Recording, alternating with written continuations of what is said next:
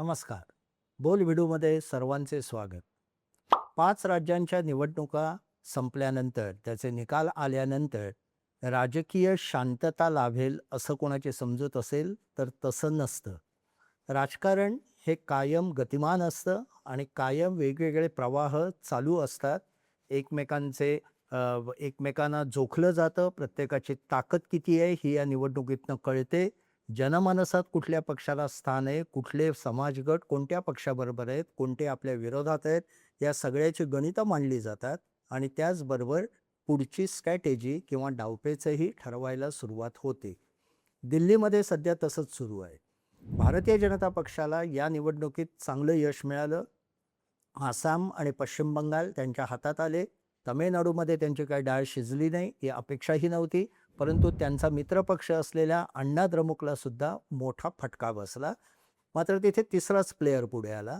केरळमध्ये सुद्धा भारतीय जनता पक्षाला फारसं काही करता आलं नाही आणि अशा परिस्थितीत इंडिया ब्लॉकमध्ये मात्र या निवडणुकीनंतर जी काही अस्वस्थता सुरू आहे, त्याचा फायदा घेण्याचा भारतीय जनता पक्ष प्रयत्न करतोय, असं दिल्लीतल्या बातम्यांवरनं दिसतं. आणि त्यातली पहिली चाल ही म्हणजे द्रमुक, करुणानिधी यांचा द्रमुक किंवा स्टॅलिन यांचा द्रमुक हा जो पक्ष आहे, जो भारतीय जनता पक्षाला आयडिओलॉजिकली विरोध करतो, त्या पक्षाबरोबर काही प्रमाणात संधान बांधण्यात भारतीय जनता पक्षाचे नेते यशस्वी झालेत असं सांगतात. प्रत्यक्ष स्टॅलिनबरोबर काही जणांची चर्चा सुरू झालेली आहे आणि त्यातून एक असं गणित मांडायचा प्रयत्न आहे की द्रमुक आणि भारतीय जनता पक्ष यांची आत्ताच्या घडीला मैत्रीपूर्ण समझोता काही होऊ शकतो का? आघाडी नव्हे, दोन्ही पक्ष एकत्र येण्याची सुतराम शक्यता नाही किंवा आत्ताच्या घडीला किंवा त्यांच्यात आघाडी होण्याची शक्यता नाही. परंतु द्रमुकने समजा काही विशिष्ट विषयांवर इशू बेस भारतीय जनता पक्षाला किंवा मोदी सरकारला संसदेत मदत केली तर ते भारतीय जनता पक्षाला हवी आहे. याचं कारण महिला विधेयक आणि मागोमाग त्याच्या आडून आलेलं किंवा त्याचा एक भाग असलेलं डिलिमिटेशन विधेयक हे 60 मतांनी पडलं. भारतीय जनता पक्षाला लोकसभेत बहुमत 2/3 बहुमत मिळवता आलं नाही. कारण इंडिया ब्लॉक हा जो काँग्रेस बरोबर त्यांच्या मित्रपक्षांचा तयार झालेला होता, तो अत्यंत एकसंघ राहिला. आणि तो एकसंघ राहिला याला कारण 5 राज्यांच्या निवडणुका होत्या. परंतु निवडणुकीनंतर मगाशी मी म्हटलं तसं प्रत्येक पक्षाला आपली ताकद कळली आहे, आपल्यासमोरची आव्हानं कळली आहेत. त्यामुळे ह्या इंडिया ब्लॉकच्या एकसंघ जो होता त्याला तडे जायला लगेचच सुरुवात झाली. त्यातला पहिला तडा काँग्रेसनेच दिला. त्यांनी तामिळनाडूमध्ये द्रमुकला बाजूला ठेवून परस्पर विजय यांच्या टी-व्ही-केशी युती केली आणि ती द्रमुकला न विचारता केली. ताबडतोब त्याचा खूप मोठा राग द्रमुकच्या नेत्यांना आला आणि स्टॅलिन यांनी संसदेत लोकसभा सभापतींना पत्र पाठवून आमचा द्रमुकचे खासदार हे इंडिया ब्लॉकपासून वेगळे बसतील अशी व्यवस्था करून घेतली. हा पहिला तडा होता. त्यानंतर पश्चिम बंगालमध्ये तृणमूल काँग्रेसला मोठा फटका बसला. तो पक्ष अगदी बऱ्यापैकी मागे फेकला गेला. इंडिया ब्लॉकमधलं त्याचं वजन कमी झालं आणि त्यानंतर पश्चिम बंगालमध्ये ममता बॅनर्जींच्या नेतृत्वाच्या विरोधात आता आवाज उठायला लागलेला आहे. काही खासदार वेगळी भूमिका घेतील की काय अशी शक्यता निर्माण झाली आहे. काही जण राजीनाम्याच्या तयारीत आहेत आणि या एकूण तृणमूल काँग्रेस हा पक्ष किती टिकेल याबद्दल आत्तापासूनच शंका निर्माण व्हायला लागली. त्याची जागा कोणता पक्ष गेला पुढची भाग आहे. तर मुख्यतः तृणमूल काँग्रेस पक्षाला आतून कुठेतरी थोडीशी अस्वस्थता किंवा फाटाफुटीची शक्यता निर्माण झाली.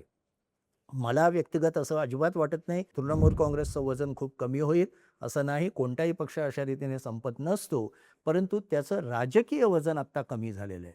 त्यामुळे भारतीय जनता पक्षाला इंडिया ब्लॉकमधल्या तृणमूल काँग्रेसकडनं भीती नाही. द्रमुक आपल्या बाजूने येत आहे का हे त्यांना बघायचं आहे आणि याबाबत एकमेकांशी चर्चा सुरू झालेली आहे. उघडपणे नाही, पण काही नेत्यांचा एकमेकांशी संवाद होतो आहे आणि त्यातून प्रस्ताव असा आहे आत्ताच्या दिल्लीतल्या बातम्या बघता की मान्सून आता जे पावसाळी अधिवेशन येईल त्याच्या अधिवेशनाच्या शेवटच्या आठवड्याच्या पहिल्या सोमवारी भारतीय जनता पक्षाकडनं किंवा सरकारकडनं वन नेशन वन इलेक्शन हे याबद्दलचा जी JPC किंवा एक अभ्यास समिती नेमलेली होती, त्याचा अहवाल लोकसभेत मांडला जाणार आहे किंवा लोकसभेच्या पटलावर आणला जाणार आहे. त्याच्याबाबत चर्चा अर्थातच पुढच्या हिवाळी अधिवेशनात होईल. परंतु वन नेशन वन इलेक्शन हा एक विषय आणि त्याचबरोबर पुन्हा एकदा महिला आरक्षण आणि त्यानिमित्ताने येणारं डिलिमिटेशन हा विषय पुन्हा संसदेसमोर आणायचा, लोकसभेसमोर आणायचा आणि इंडिया ब्लॉकमधल्या फाटाफुटीचा फायदा घेऊन 2/3 बहुमत मिळतं का याची चाचपणी करायची प्रयत्न करायचा, असं भाजपचं धोरण सध्याच्या घडीला दिसतंय. याबाबत द्रमुकचा जो डिलिमिटेशनला विरोध होता तो एका कारणासाठी होता की त्यांचं म्हणणं असं आहे की दक्षिणेतल्या राज्यांचं संसदेतलं प्रतिनिधित्व कमी होता कामा नये. परंतु आत्ताचं जे गुणोत्तर आहे, म्हणजे आत्ता ज्या प्रमाणात जागा वाटप दक्षिण आणि उत्तर भारतात झालेलं आहे, ते जर का कायम राहणार असेल, तर आमचा कदाचित विरोध राहणार नाही, असं द्रमुकच्या काही नेत्यांनी म्हटलंय. त्यांनी नाव स्वतःचं सांगितलेलं नाही. पण ते द्रमुकचे महत्त्वाचे नेते आहेत आणि त्यांनी इंडियन एक्सप्रेसशी बोलताना ही गोष्ट ध्वनित केलेली आहे. त्याबरोबर आणखी एक त्यांनी असं म्हटलंय की एक्स्ट्राऑर्डिनरी परिस्थिती असेल, म्हणजे अतिशय जटिल किंवा ज्याला आपण म्हणतो मोठं संकट देशासमोर असेल, अशा वेळे फक्त आयडिओलॉजीला धरून चालणार नाही, तर काही राजकीय व्यावहारिक निर्णय घ्यावे लागतात, असंही त्यांनी सूचित केलंय. आणि याच्याबाबत दाखला दिला जातो तो द्रमुक, म्हणजे करुणानिधी असतानाचा द्रमुक पक्ष हा अटल बिहारी वाजपेयी यांच्या सरकारमध्ये सुद्धा सामील होता आणि तेव्हा भारतीय जनता पक्ष आणि द्रमुक यांच्यात चांगले संबंध होते. पुढे अडवाणी आणि महाजन यांनी वेगळी भूमिका घेतल्यामुळे प्रमोद महाजन लोकसभा निवडणुकीच्या वेळे द्रमुक सोनिया गांधी म्हणजे काँग्रेसकडे गेला आणि त्याचा मोठा फटका भारतीय जनता पक्षाला 2004च्या निवडणुकीत बसला. सांगायचा मुद्दा हा की द्रमुक आणि भारतीय जनता पक्ष हे पूर्वी एकत्र आलेले आहेत. तो धागा पकडून आणि समजा देशासमोर आत्ता फार कठीण आर्थिक संकट आहे, हुर्मुझचा प्रश्न अद्याप सुटलेला नाही, तेलाच्या किमती जबरदस्त वाढलेल्या आहेत आणि त्याचा परिणाम सर्वच क्षेत्रांवर होतोय. अशा वेळे भारताला ज्या राजकीय स्थैर्याची गरज आहे, ते स्थैर्य मिळवण्यासाठी इश्यू बेस म्हणजे प्रत्येक विषयावर त्याला त्या विषयाचं गांभीर्य किंवा त्या विषयाचं महत्त्व लक्षात घेऊन तेवढ्यापुरता सरकारला पाठिंबा देणं, राजकीय आघाडी सध्या न करणं, अशा पद्धतीचा प्रस्ताव भारतीय जनता पक्षाकडनं द्रमुककडे गेलेला आहे आणि द्रमुककडनंही त्याला बऱ्यापैकी सकारात्मक प्रतिसाद मिळतोय. यामुळे पंचायत होणार आहे ती काँग्रेसशी. म्हणून काँग्रेसलाही लक्षात येत आहे की आपल्याला स्वबळावर अनेक गोष्टी कराव्या लागणार आहेत. पंजाबमधली निवडणूक काँग्रेसच्या समोर मोठी आहे, कर्नाटकमधली निवडणूक आहे आणि म्हणून त्यांनी नेतृत्वात बदल केलेला आहे, पण तो कितपत टिकतो याच्याबद्दल आपल्याला नंतर बोलता येईल. परंतु काँग्रेसलाही त्यामुळे सजग राहण्याची गरज आहे. तृणमूल काँग्रेस बऱ्यापैकी वीक झालेली आहे. द्रमुक भाजपच्या बाजूने गेला तर एक नवी समीकरणं आपल्याला पावसाळी अधिवेशनापासून संसदेच्या दिसतील, असं आत्ता म्हणता येईल. पुढचे डावपेच सुरू झालेले आहेत आणि 2029च्या लोकसभा निवडणुकीच्या दृष्टीने नव्याने पॉलिटिकल रिअलाइनमेंट किंवा राजकीय समीकरणं नव्याने मांडली जातील, अशी याची सुरुवात आत्तापासून झालेली आहे.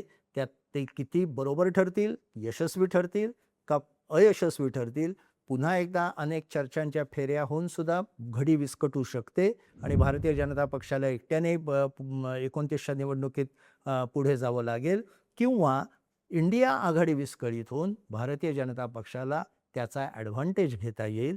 या सर्वाची सुरुवात आत्तापासून झालेली आपल्याला दिसते. धन्यवाद.